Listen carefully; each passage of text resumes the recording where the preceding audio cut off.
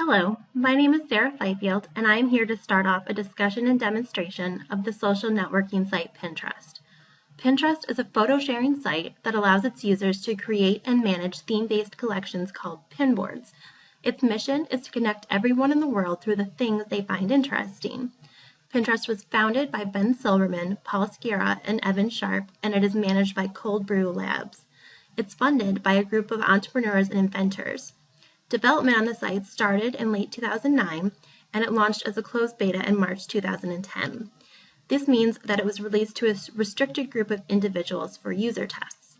It then proceeded to operate in an invitation-only beta. Some of you may remember seeing people posting about it on Facebook and asking for invites from users before it became completely open to the public on August 10, 2012. It is especially popular with women in the US. 83% of this country's users in 2012 were women. The most popular categories of pinboards deal with food, DIY and crafts, and women's apparel. In January 2012, ComScore reported the site had 11.7 million unique US visitors, making it the fastest site ever to break through the million unique visitor mark. On August 16, 2011, Time magazine listed Pinterest in its 50 best websites of 2011 article. Pinterest accounts can now be created by signing up with an email address or by linking Pinterest to a Facebook or Twitter profile. Linking up through Facebook or Twitter will give you the option of notifying followers of your activity. Pinterest users can upload, save, sort, and manage images known as pins and other media content onto their pinboards. Pinboards are generally themed so that pins can be easily organized and discovered by other users. Users can browse other pinboards for inspiration and repin images to their own boards. Content can also be found outside of Pinterest and other web pages and uploaded to a board via the Pin It button, which can be downloaded to the bookmark bar on a web browser. There just must be an image on the web page you are pinning from in order to pin it. Now let's get started with the demonstration of Pinterest by creating an account and downloading the Pin It button. For this demonstration, we'll be using Google Chrome, but you can just as easily use another browser. With your browser open, just go up to the top and type in pinterest.com. When you get to the home page, you'll see some boards and this button that says Join Pinterest. When you get to the next page, you can see where you can join by linking with Facebook or Twitter, but we will enter an email address. Up here, just think of a username. We'll just do Pinterest group, and then type in your email address. And think of a password. We'll do Go Libraries. And for our first and last name, we'll put Lib Student for library student, but put in your personal information. And then up here, you can add in a photo if it's your personal account, and then click Create Account.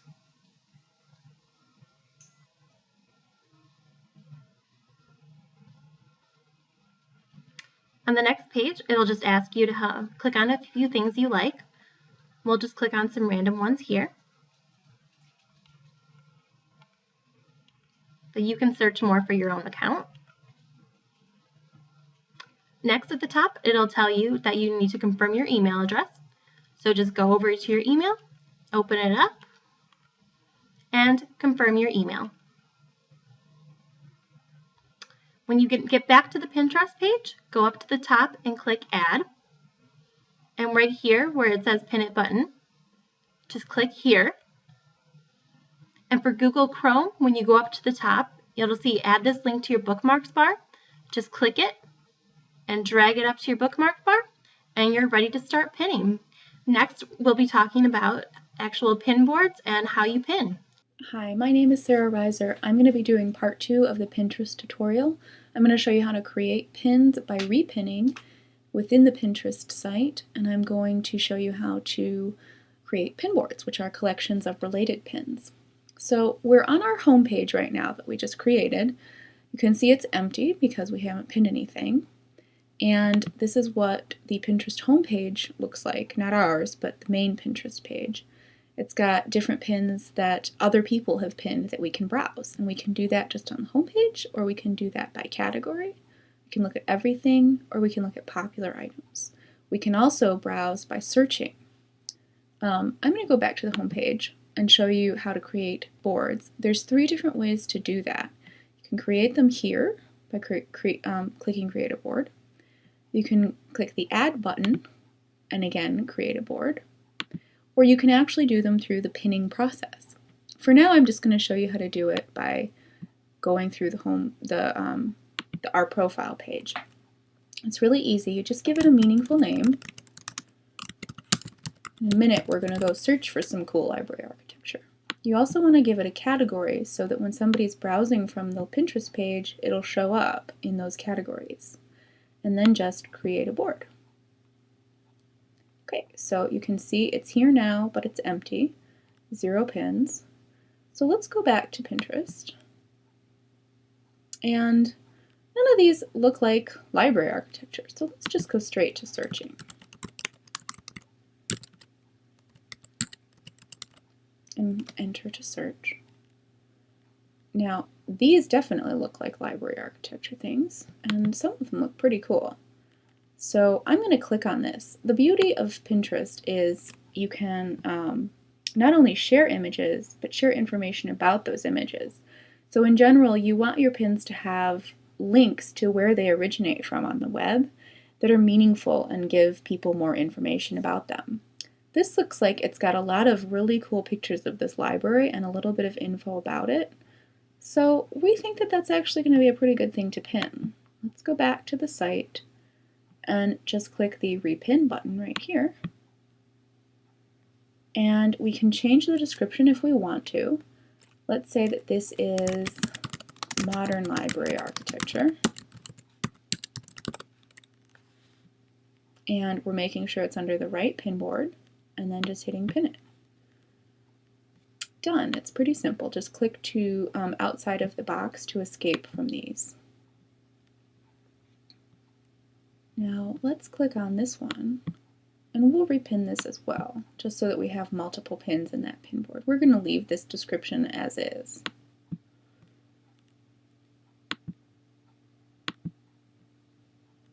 Okay, now let's go browse for some using the categories. Let's go to architecture. Now, there's some really interesting stuff on this page, but none of it is library architecture. So we're going to click something we find interesting anyway. And I'm going to show you how to create pin boards through the pinning process. We're going to repin just like normal. We're going to leave this description. You know what? Actually, we're going to change it to, because we don't really know where this is. And it's not library architecture. So we're going to click the drop-down menu and then create a new board through here. And we're just going to call it general architecture.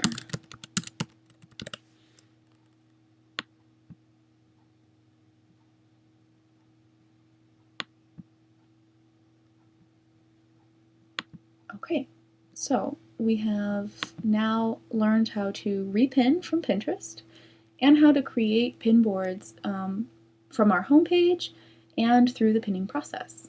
Let's go take a look at our page now. You can see we have 2 boards. We can see how many pins are in each board. We can look at the pins in those boards by clicking on the board itself or by clicking this button.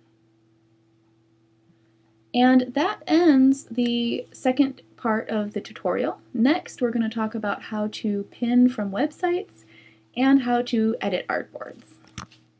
Hello, my name is Samantha Downs, and now I'm going to show you how to add pins using websites. So we go up to Add, it will ask to add a pin, and it will ask for a URL. So we go ahead and choose this personal blog, copy and paste that URL, put it into that field, and find images.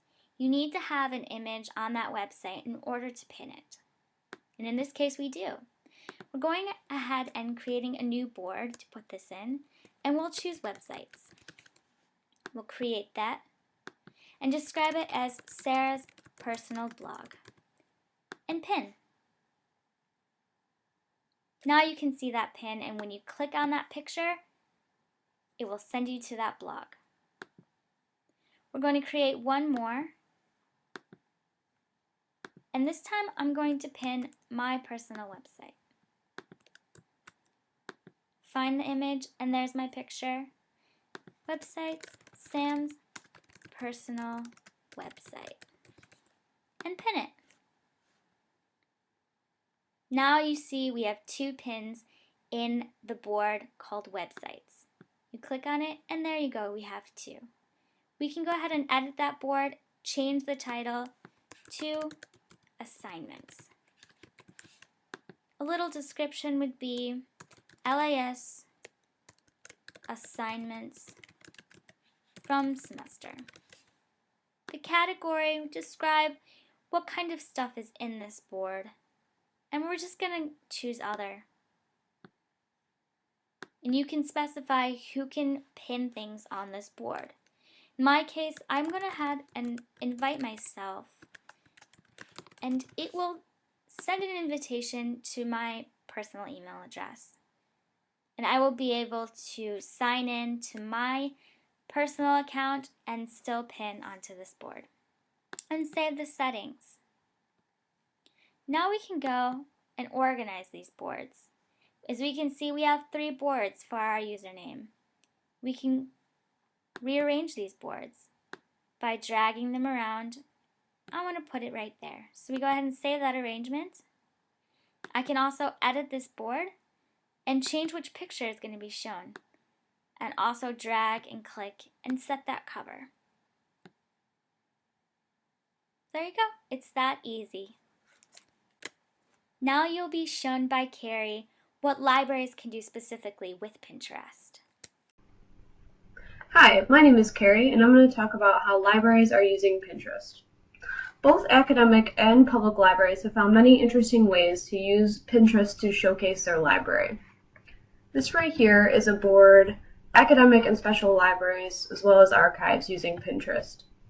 One of the most common ways are infographics, which are these items right here.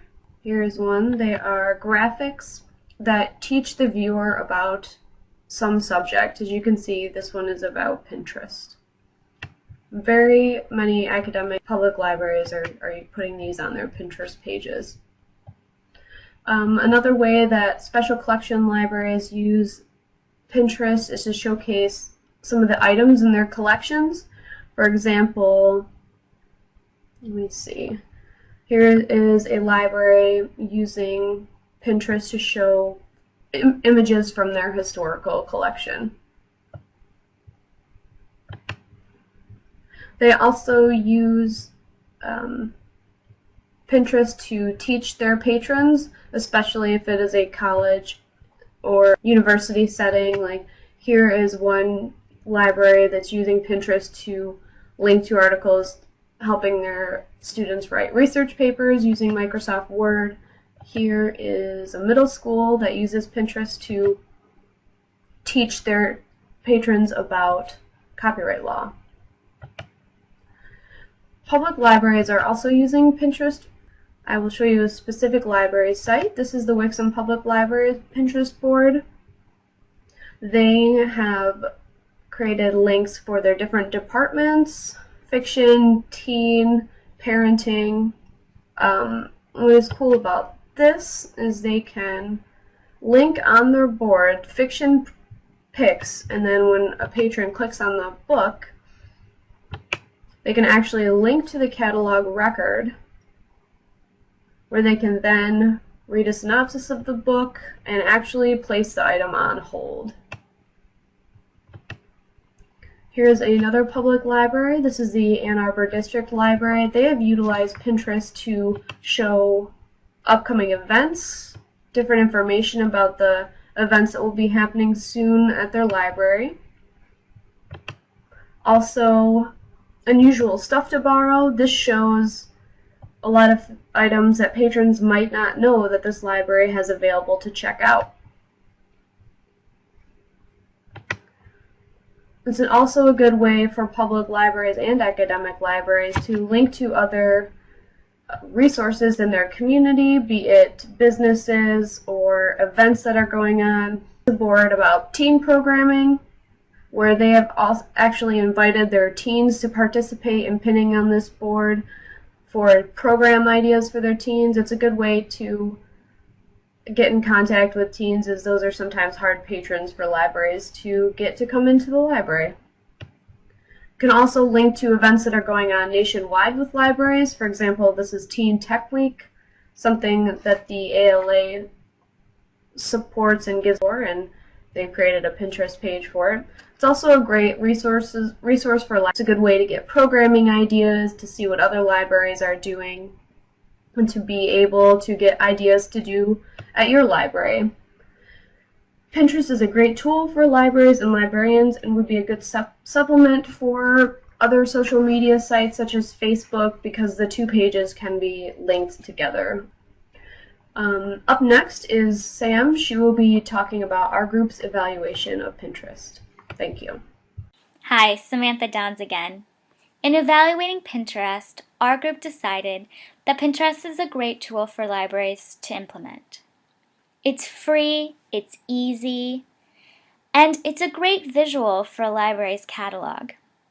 Libraries can use it to highlight different things like new books, new videos, new CDs, and can also create a board for something like staff recommendations. It's pretty simple to use, so it wouldn't take very much training for a librarian. You can put one staff member on it, or you can have many staff members doing it, creating a few posts on one day and another staff member doing a few posts on another day. As I showed you earlier, we can customize who can pin things on specific boards. So that's easy for a library to choose as well. It's creative and it's very customizable. We highly recommend using Pinterest for libraries. Thank you.